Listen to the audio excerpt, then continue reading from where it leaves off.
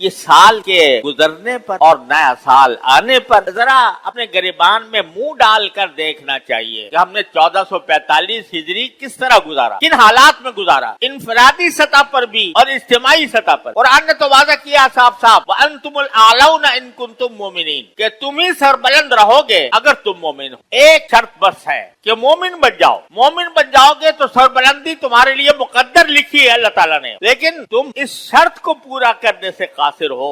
इसलिए दूसरी कौमें तुम्हारे ऊपर हुक्मरानी कर रही हैं, तुम्हें गुलाम बनाया हुआ है, तुम्हें इस तरह अपना ताबे फरमान बनाया हुआ है कि तुम उसके खिलाफ कुछ कर नहीं। सीधा सा लफ्ज है, अगर तुम मोमिन हो तो तुम सरबलंद हो। अगर हम सरबलंद नहीं है तो इसका माना यह कि मोमिन नहीं है। अगर मोमिन सही माना में होते तो सरबलंद जरूर होते। कुरान की बात झूठी नहीं हो सकती, कुरान की बात में कोई तरद्दुद शक की गुंजाइश नहीं है। जरूर सरबलंद होते अगर बाकी मोमिन होते।